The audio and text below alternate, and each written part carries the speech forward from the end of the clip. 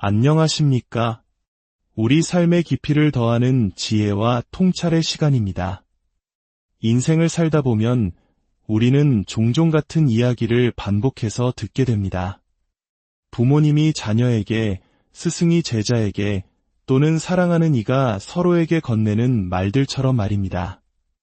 어떤 이들은 이런 반복을 지루하게 여길 수도 있겠지만 사실 그 안에는 변치 않는 진리와 깊은 애정이 담겨 있기에 우리를 더 안전하고 견고하게 만들어주는 힘이 되곤 합니다.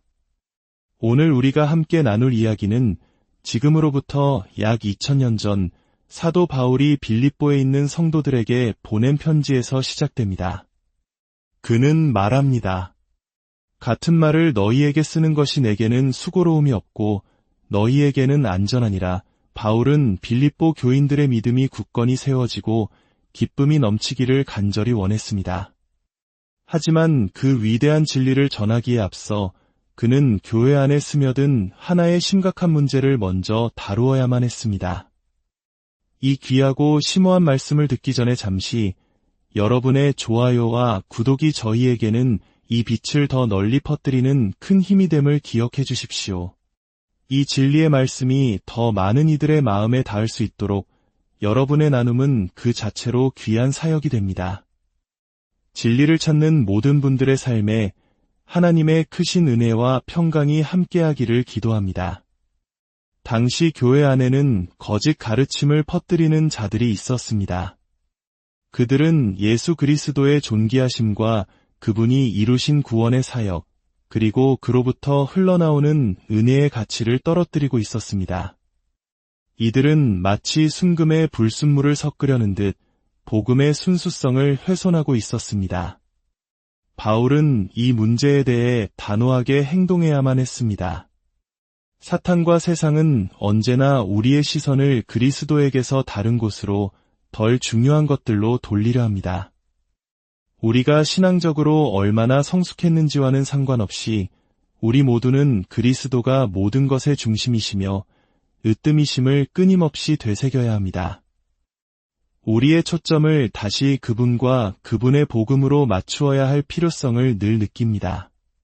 그렇기에 성경 말씀이나 설교자가 같은 진리를 반복해서 상기시켜줄 때 우리는 귀를 막거나 불쾌하게 여겨서는 안 됩니다. 사랑하는 여러분, 진리를 배우는 것은 참으로 어렵습니다.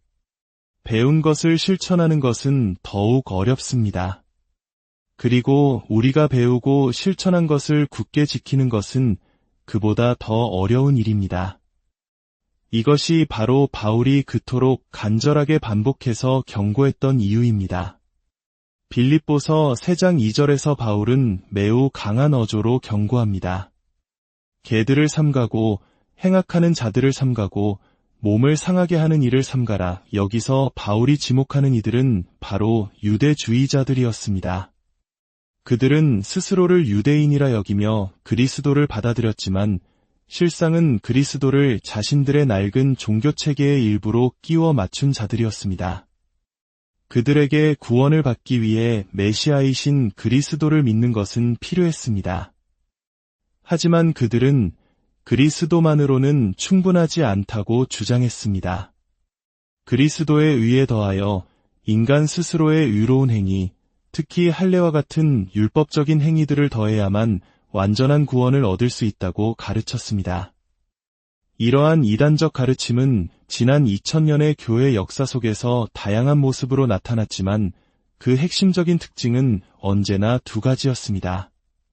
첫째, 예수 그리스도라는 인격, 그분의 사역, 그리고 그분의 말씀만으로는 충분하지 않다는 것입니다. 둘째, 그 부족한 부분을 인간의 노력으로 채워야 한다는 주장입니다. 그리스도의 인격에서 부족한 부분은 인간의 지혜로, 그리스도의 사역에서 부족한 부분은 인간의 행위로, 그리스도의 말씀에서 부족한 부분은 인간의 철학으로 채워야 한다고 말합니다. 오늘날 우리 시대에는 이것이 율법주의, 심리학 혹은 사회학적인 이론의 형태로 나타나기도 합니다. 그러나 성경이 증언하는 진리는 분명합니다. 예수 그리스도의 인격은 완전하고 충분합니다. 예수 그리스도의 사역은 완전하고 충분합니다. 십자가 위에서 다 이루었다고 선포하셨습니다. 그리고 예수 그리스도의 말씀은 완전하고 충분합니다. 바울은 이 거짓 교사들을 묘사하며 매우 강력하고 심지어 경멸적인 표현까지 사용합니다. 흥미로운 점은 바울이 여기서 사용한 개, 행악자, 몸을 상하게 하는 자와 같은 표현들은 원래 유대인들이 이방인이나 이교도들을 경멸하며 사용하던 단어들이었다는 것입니다. 바울은 이 용어들을 역으로 사용하여 스스로 가장 종교적이라고 자부하던 그 유대주의자들이 실제로는 하나님의 은혜 밖에 있는 불신자들이나 다름없다고 선언하고 있는 것입니다.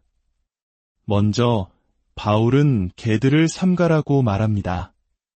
이는 당시 한 인간이 다른 인간에게 할 수 있는 가장 모욕적인 표현이었습니다. 오늘날 우리가 생각하는 귀여운 반려동물과는 전혀 다릅니다. 고대 팔레스타인 지방의 개들은 더럽고 사나운 길짐승이었습니다. 쓰레기를 먹고 광견병과 같은 질병을 옮기는 존재로 여겨졌습니다.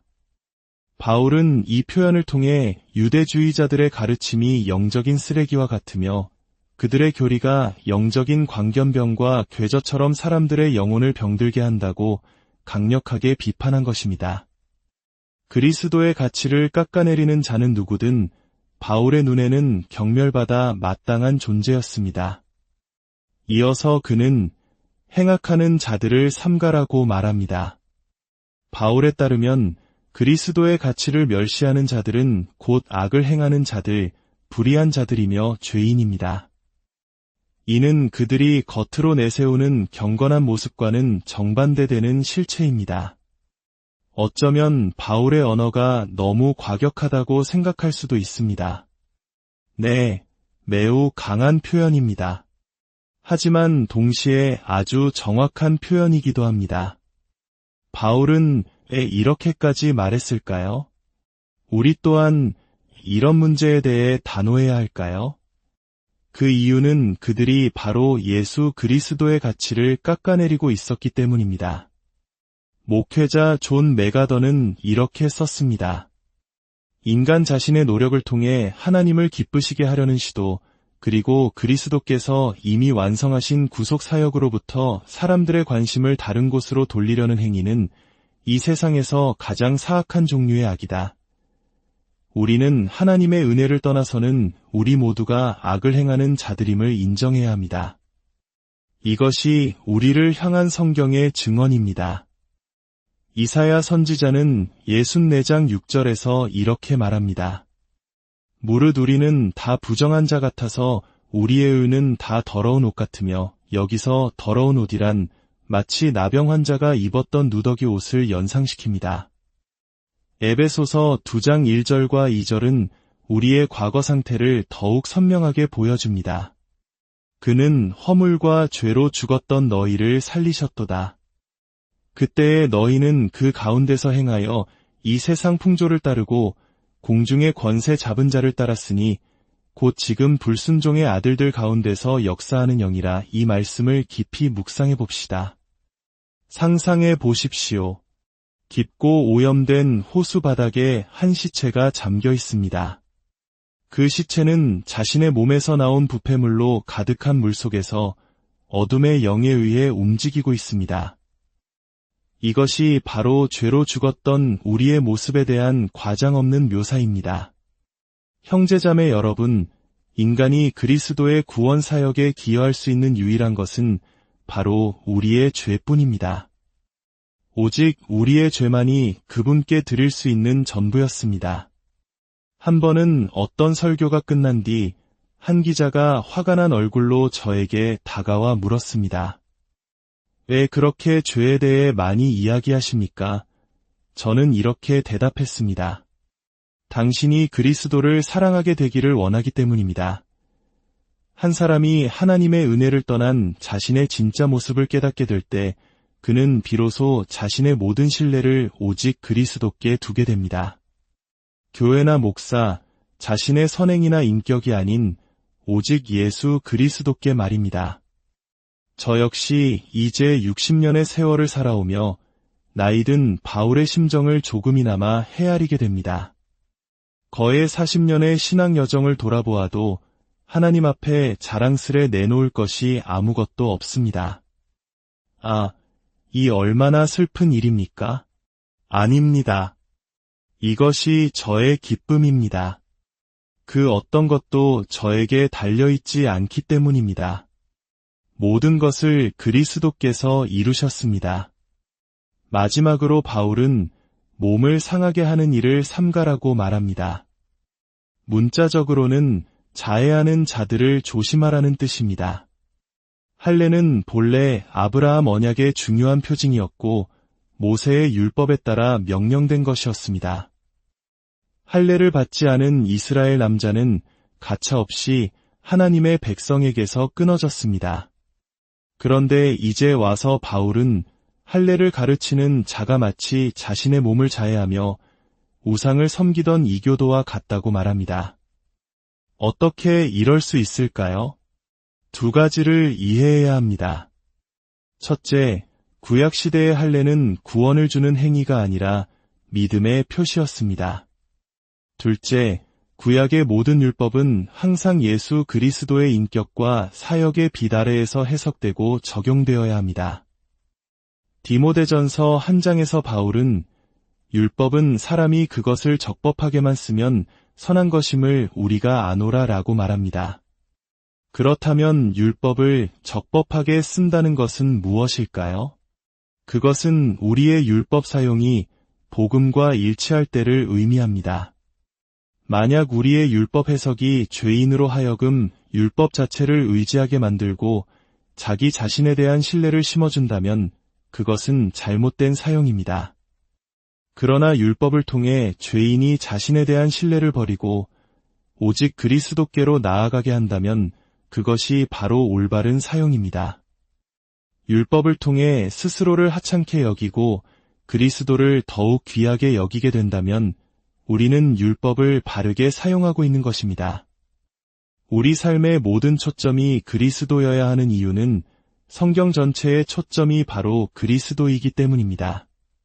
모세오경도, 역사서도, 시가서도, 예언서도 그 모든 책의 중심에는 그리스도가 계십니다. 구약의 역사는 우리를 보라고 외치는 것이 아니라 기다리라, 그가 오신다, 고 외치고 있습니다. 그러므로 우리 삶의 초점 또한 마땅히 그리스도여야 합니다.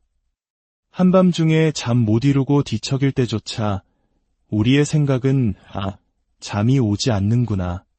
이 시간을 그리스도를 묵상하고 그분과 교제하며 그분에 대해 읽는 시간으로 사용해야겠다로 향해야 합니다.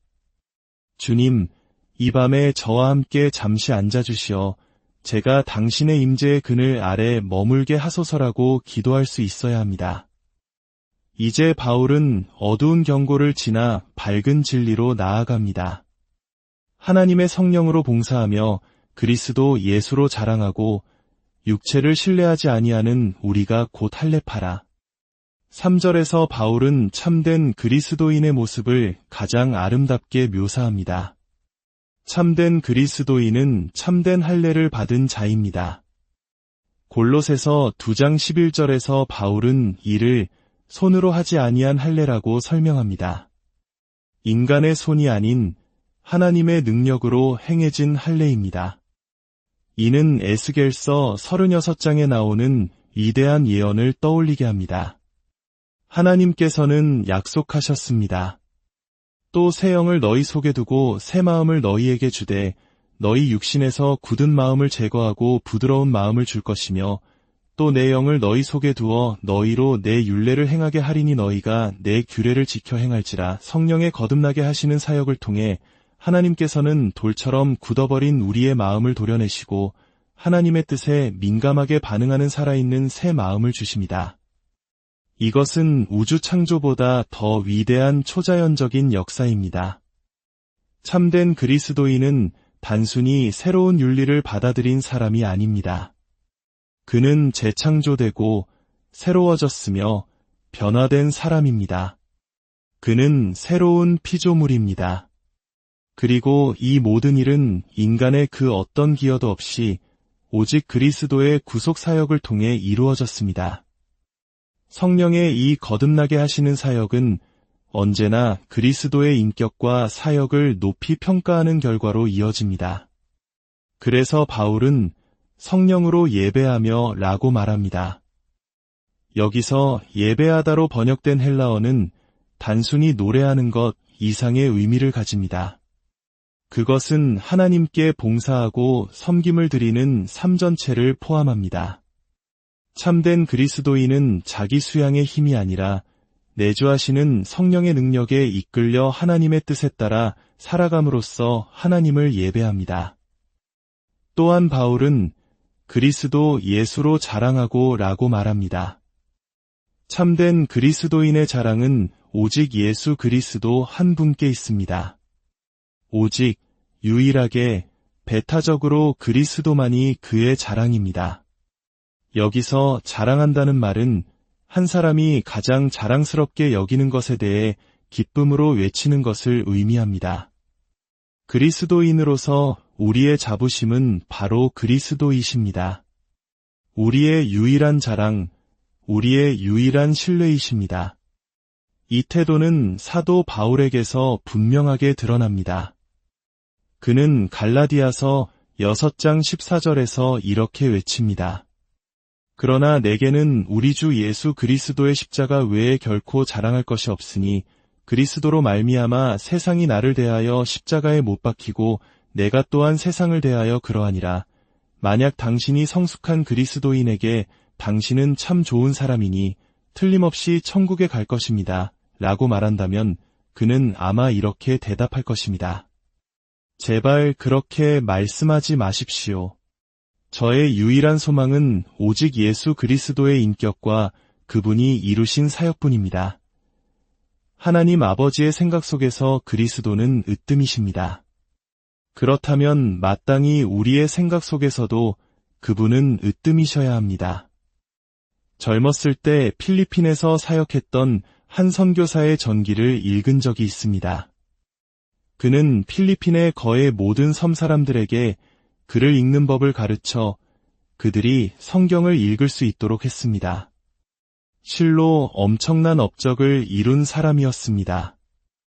그러나 그의 일기에서 발견한 한 문장이 당시 24살이었던 제게 깊은 충격을 주었습니다.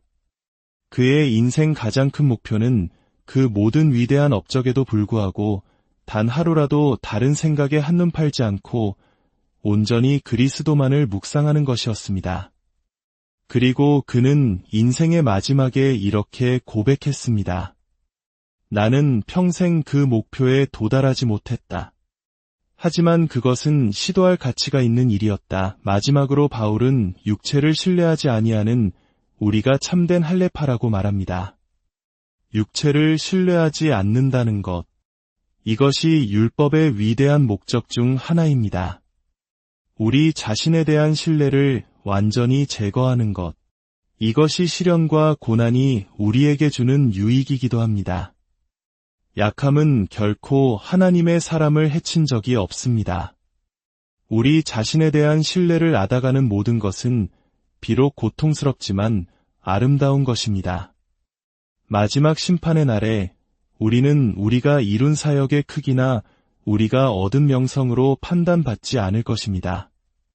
우리는 그리스도를 향한 우리의 헌신과 그리스도를 닮아간 우리의 모습으로 판단받게 될 것입니다.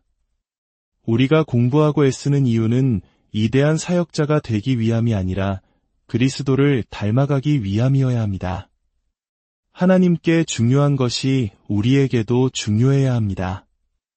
이제 바울은 자신의 삶을 예로 들어 육체를 신뢰하는 것이 얼마나 공허한지를 보여줍니다. 그는 이렇게 말합니다. 그러나 나도 육체를 신뢰할 만하며 만일 누구든지 다른 이가 육체를 신뢰할 것이 있는 줄로 생각하면 나는 더욱 그러하리니 나는 8일 만에 할례를 받고 이스라엘 족속이여 베냐민 지파여 히브리인 중에 히브리인이여 율법으로는 바리새인이여 열심으로는 교회를 박해하고 율법의 의로는 흠이 없는 자라. 그리스도를 만나기 전 바울의 이력서는 그야말로 완벽했습니다. 그는 태어날 때부터 율법을 지켰고 이스라엘에서 가장 명망 있는 지파 중 하나에 속했으며 가장 보수적이고 엄격한 종파인 바리새인의 일원이었습니다. 그의 열심은 교회를 핍박할 정도였고 외적으로 드러나는 율법 준수로는 흠잡을 데가 없었습니다. 그의 경건은 당시의 그 어떤 유대주의자들보다도 뛰어났습니다. 그러나 7절과 8절에서 극적인 반전이 일어납니다. 그러나 무엇이든지 내게 유익하던 것을 내가 그리스도를 위하여 다 해로 여길 뿐더러 또한 모든 것을 해로 여김은 내 주 그리스도 예수를 아는 지식이 가장 고상하기 때문이라.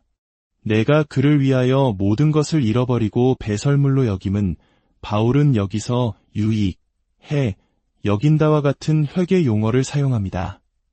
다마스쿠스로 가는 길에서 그리스도를 만난 그날 그의 마음속에 완전히 새로운 가치 체계가 세워졌음을 묘사하기 위함입니다.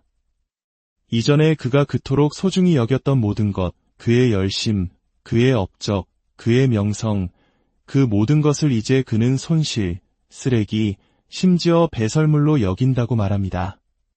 왜입니까? 바로 그리스도 때문입니다.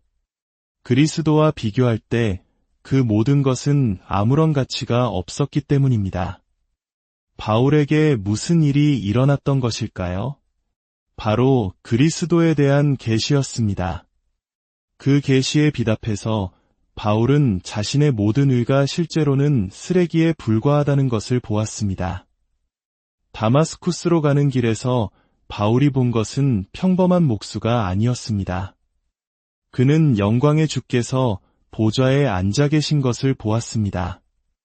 이사야 선지자가 성전에서 하나님을 배웠을 때처럼 그는 산산이 부서졌습니다. 이사야는 화로다 나여 망하게 되었도다 라고 외쳤습니다. 바울 역시 사흘 동안 보지도 먹지도 마시지도 못했습니다. 훗날 그는 로마서에서 오호라 나는 곤고한 사람이로다. 이 사망의 몸에서 누가 나를 건져내랴라고 탄식했습니다.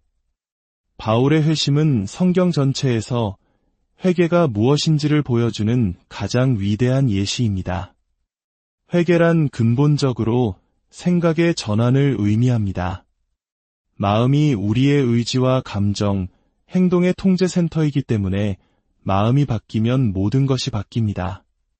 바울은 예루살렘을 떠날 때 예수가 이스라엘 역사상 가장 큰 신성 모독자이자 거짓 선지자라고 생각했습니다. 그는 교회가 이스라엘의 가장 큰 적이라고 생각했습니다.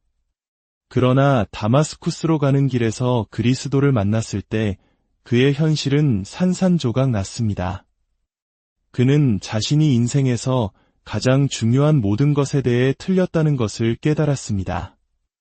예수는 거짓 선지자가 아니라 메시아, 하나님의 아들이셨습니다. 교회는 적이 아니라 하나님의 참된 백성이었습니다. 그는 스스로 의롭다고 생각했지만 실상은 하나님 앞에서 정죄받은 죄인이었습니다. 그는 하나님의 위대한 종이라고 생각했지만 실상은 사탄의 종이었습니다. 그의 모든 가치 체계가 뒤바뀌었습니다. 그는 비로소 자신의 행위의 가치와 그리스도의 가치를 올바르게 계산했습니다.